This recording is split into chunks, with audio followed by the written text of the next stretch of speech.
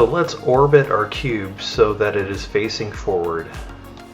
Now let's move our cube so it is level with the ground by typing G, Z, and moving the mouse up, or typing the number 1. To give us a better view, let's zoom into the cube, and now let's switch to edit mode. Switch to face select mode and then select the front face.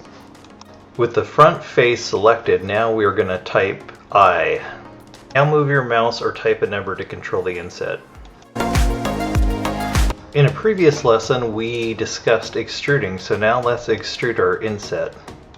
Let's left click on the inset and then type E. Use your mouse to extrude inward and outward.